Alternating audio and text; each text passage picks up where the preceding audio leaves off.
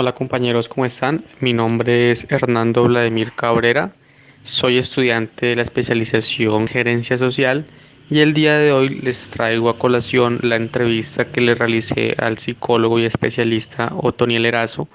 Esta entrevista le hice mediante Skype y a continuación les muestro las preguntas que se le enviaron al entrevistado. Un saludo especial a las personas que están viendo esta entrevista, en especial a Vladimir, quien ha sido la persona que me ha contactado para poder desarrollar una serie de preguntas relacionadas con los derechos humanos en el contexto colombiano. Mi nombre es Otoniel Fernando Erazo Tijo.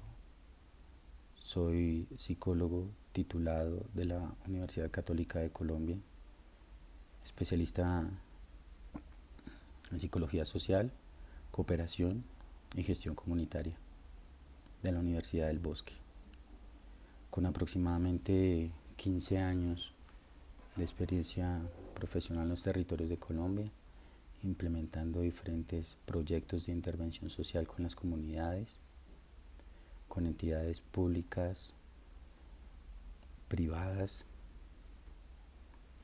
eh, y con organismos de cooperación internacional.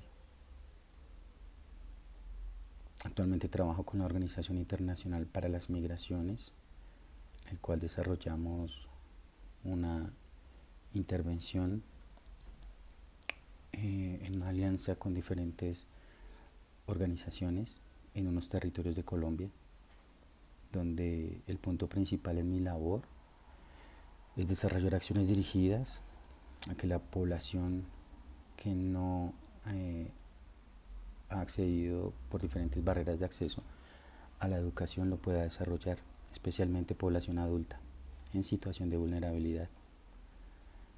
Eh, También soy consultor y asesor pedagógico de la Fundación Alberto Merani, donde desarrollamos diferentes proyectos. En este momento estamos elaborando toda una propuesta de desarrollo en diferentes territorios de Colombia, con diferentes perspectivas. Bien, para responder qué son los derechos humanos y el desarrollo humano, inevitablemente tenemos que referirnos inicialmente, digamos, a la historia de la humanidad, especialmente en un periodo histórico posguerra, situado entre finales de la década de los 40, principios de la década de los 50, donde se redacta un documento que se denomina Declaración Universal de los Derechos Humanos.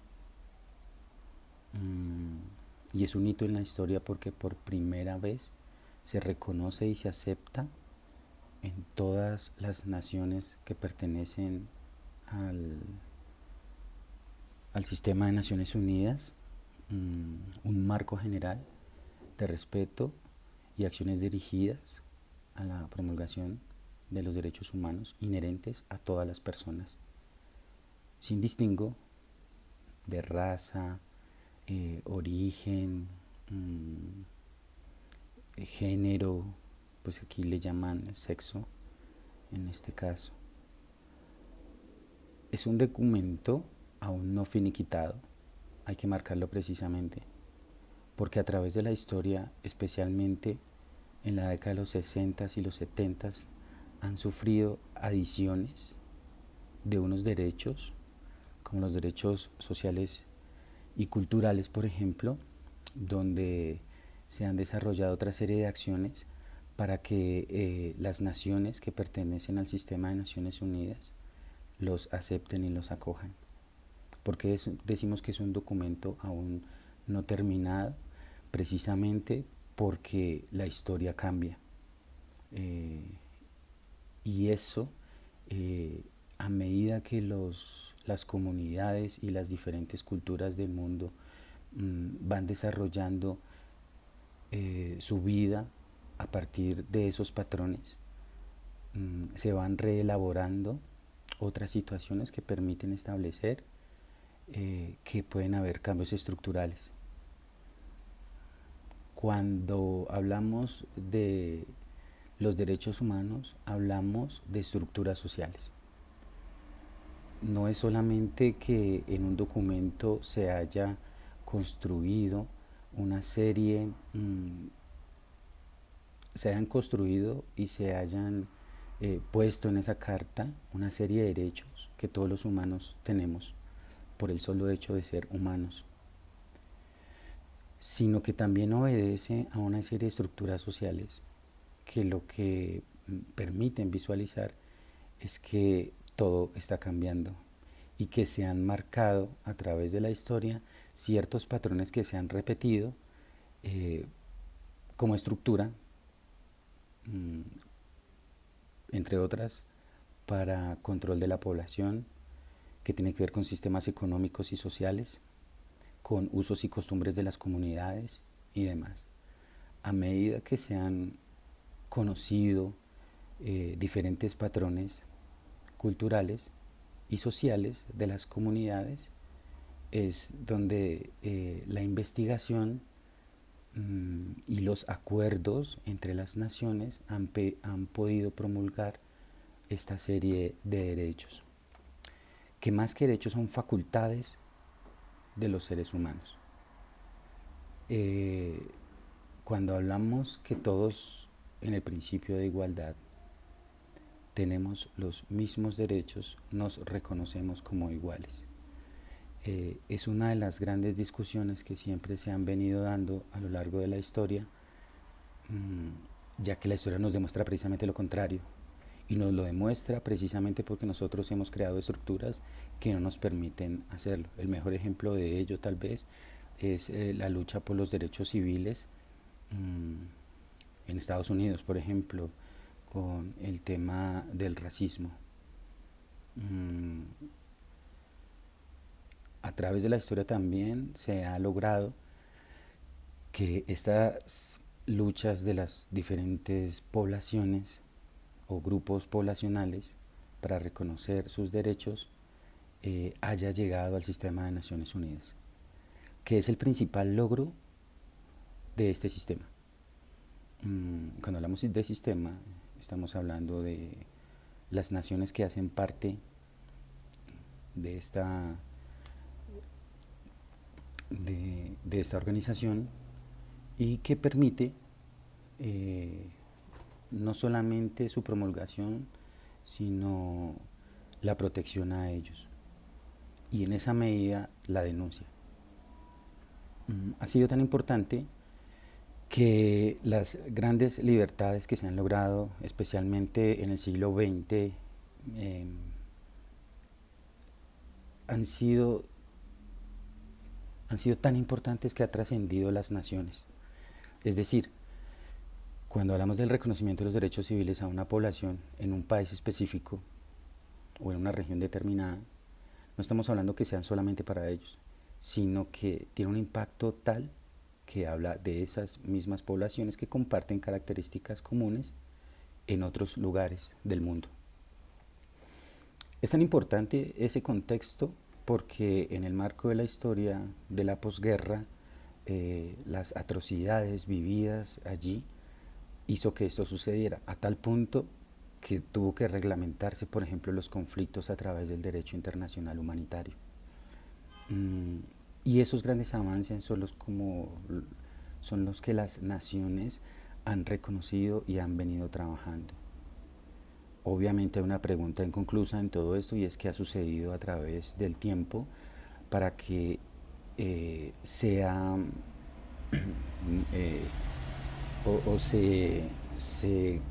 cumpla a carta cabal lo que en esta declaración suscita. Obviamente es un cambio histórico, no es fácil cambiar esos patrones que a medida que ha pasado el tiempo se han replicado de generación en generación o de gobierno en gobierno. Los estados han hecho cosas muy importantes, también hay que reconocerlos, para el trabajo, promulgación y respeto de los derechos humanos. Para situarnos en Colombia, por ejemplo, es muy importante la década de los 90, específicamente con la constituyente de 1991. Es allí donde los derechos humanos, aparte que Colombia pertenecía a esta organización, quedan consignados en nuestra Carta Constitucional. Y eso implica también un reconocimiento de derechos y que Colombia deja de ser o pasa a ser mejor una nación pluriétnica, multicultural, reconociendo a otras comunidades que por procesos históricos antes no se habían reconocido en el marco de los derechos. Ese precisamente es la sintonía de lo que llamamos eh, Estado Social de Derecho. Y si bien Colombia ha dado pasos lentos en esa promulgación, hay un factor que lo determina y es el conflicto que a través de décadas se ha venido desarrollando en nuestro país. En Colombia entonces han venido sucediendo cosas bien importantes. Uno es ese reconocimiento en la Constitución Política de 1991 y la lucha de las comunidades que han venido mostrándole, visualizando sus territorios, sus costumbres, sus patrones sociales, culturales, para decirle a todos los demás, nosotros también somos ciudadanos y hacemos parte del Estado Social de Derecho que contempla la misma Constitución. El mismo Estado también ha estado obligado a que eso suceda. Es por esa razón que tanto los planes, programas o proyectos o incluso actividades que se desarrollan en ciertos territorios tienen ese enfoque. Se ha venido trabajando especialmente desde los últimos años de la década del 90 hacia acá en garantizar que todas las personas sean reconocidas no solamente como sujetos de derechos, sino tengan acceso a los servicios sociales básicos del Estado, a los que todos tenemos derecho consignados en esa carta. No ha sido fácil, por lo mismo que hablaba al inicio. Sin embargo, se han venido desarrollando acciones positivas. Muchas de esas acciones se han venido transformando también.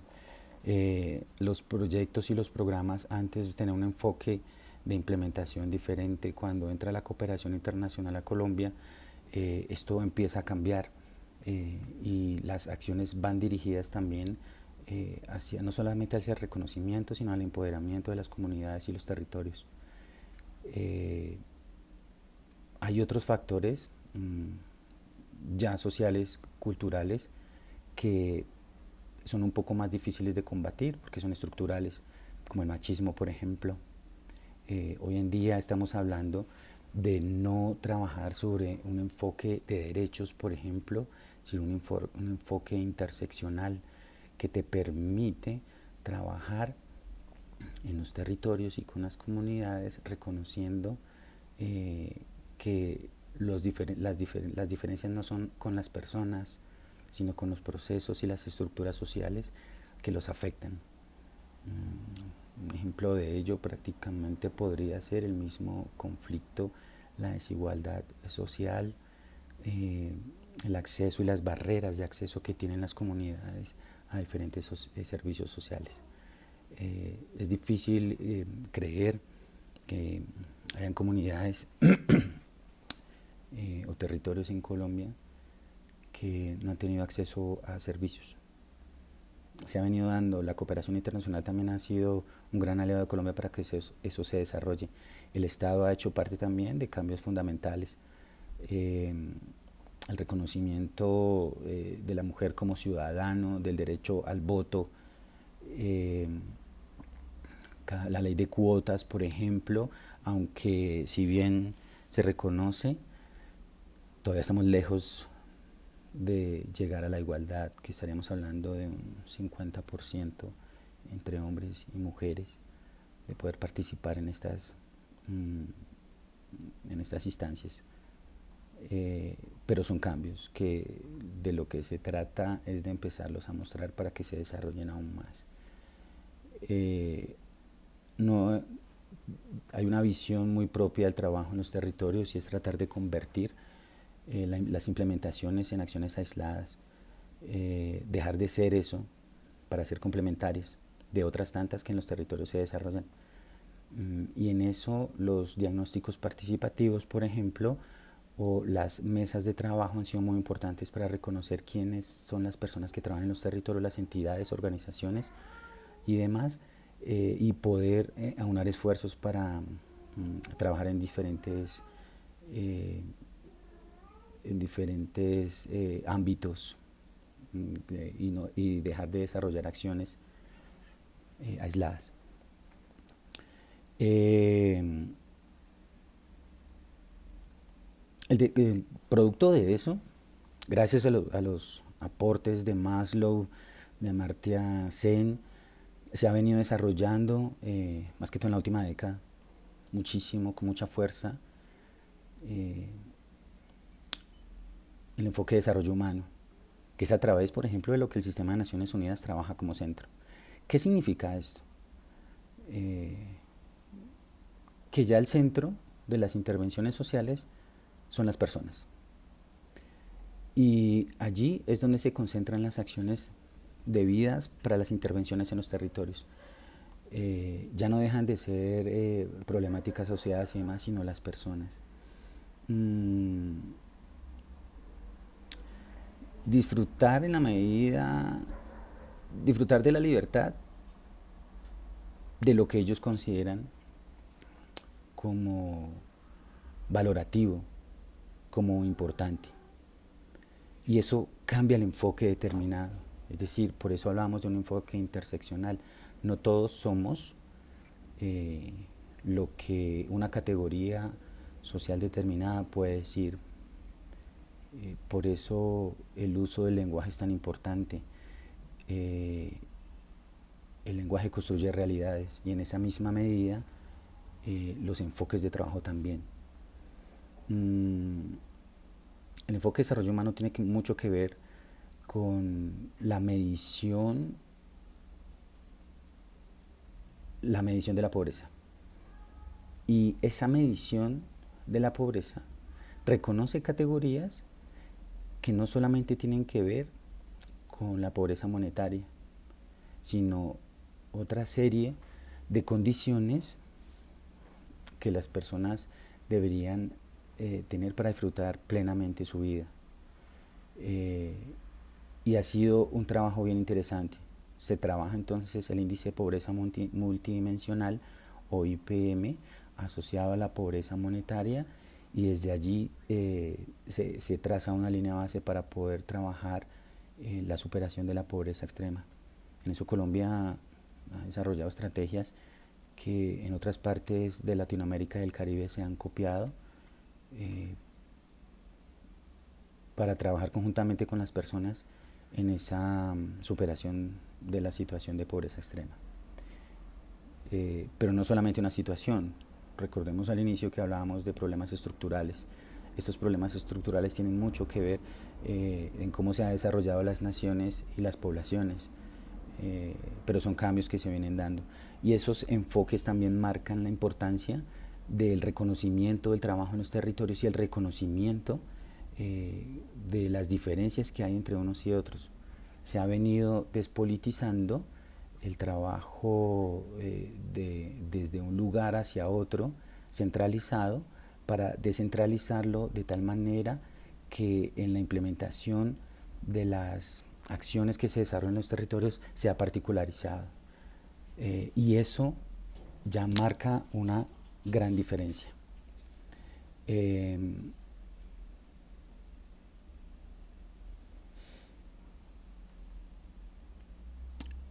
Colombia, después de su ingreso a la OCDE, marca un hito. Ya es un país de renta media alta. Antes de eso, se vino trabajando mucho en ese tema. Y tanto el reconocimiento del trabajo de los derechos humanos como potenciar el trabajo desde el desarrollo humano ha venido posibilitando acciones positivas. Aún nos falta muchísimo, muchísimo. Este es un momento trascendente en la historia de Colombia, por todo lo que por todo lo que ha venido sucediendo.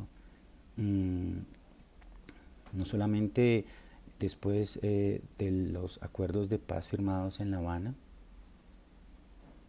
sino del cambio político que también en Colombia es propio reconocerlo. Son procesos que se han venido desarrollando e inevitablemente todas las acciones que surten desde allí empiezan a cambiar. Nos falta mucho en el reconocimiento del trabajo que tienen los líderes sociales en los territorios, en el empoderamiento que tienen las comunidades, en el brindar y garantizar el acceso a los servicios sociales básicos del Estado, en garantizar condiciones de igualdad y de equidad entre diferentes grupos poblacionales y entre las mismas personas. Cuando conoces los territorios, sabes que los mismos territorios han venido evolucionando de tal manera que se han generado grandes cambios, azotados obviamente por un clima de violencia asociada al conflicto y los rezagos que tienen de ello. Este es un momento muy importante, especialmente para las personas jóvenes que son quienes tienen el futuro del país en las manos, ya que son ellos formados políticamente quienes van a promulgar grandes cambios estructurales en Colombia. He trabajado en grandes proyectos y en esos territorios donde se han marcado especialmente el conflicto, y puedo reconocer entonces, como para hablar de ese mismo reconocimiento un poco, que hablando de liderazgo social, de líderes y lideresas, que ellos no son producto de los acuerdos de paz. El liderazgo social siempre ha existido en los territorios y es tan importante como cualquier otro proceso social que se desarrolla allí. Son ellos quienes construyen el tejido social. Son ellos quienes promulgan la defensa de los derechos humanos o ambientales, reconocer la naturaleza como parte de la vida, la tierra como parte de la vida de las personas. No es solamente una extensión de una propiedad, hace parte de la vida. El agua, el agua para las personas hace parte de su vida, no solamente porque allí se desarrolla una serie de acciones muy importantes a nivel social. Algunas comunidades lavan en los ríos, pescan allí, el agua les provee la vida en sí misma y hace parte de todo lo que sus antepasados les han dejado, y ellos cuidan eso, lo ven como parte de la vida, no luchan solamente porque no haya extracción minera, por poner un ejemplo cualquiera, sino porque eso es parte de su vida. Y ese cambio en el pensamiento es lo que te permite reconocer que hay otras visiones y opciones de vida de las comunidades, y es donde Colombia tiene que avanzar en ese mismo reconocimiento, escucharlos a ellos y trazar políticas sectoriales para el cuidado y la preservación de la vida a través de esos pensamientos que tienen las comunidades, una cosmovisión. Es bien interesante. ¿Qué me ha dejado todo esto a mí? Todavía una tarea inconclusa, así como la Carta de los Derechos Humanos. Hay que seguir trabajando en esto, y la única manera de trabajar y posibilitar grandes cambios es trabajar desde las comunidades y los territorios, escuchándolos a ellos, posibilitando una posición de aprendizaje y reconocimiento de las conversaciones situadas, y comprender un poco desde los zapatos de estas personas, desde la vida de estas personas, cómo ha sido su vida y por qué nosotros tenemos también una responsabilidad grande con el mundo y con la vida de esas personas. Somos nosotros los llamados a seguir trabajando incansablemente por la protección de los derechos humanos, por el reconocimiento de los derechos humanos, por los seres humanos. Agradezco mucho este tiempo, le agradezco mucho también a Vladimir, una persona que se ha venido transformando y transformando el territorio. Buenas noches.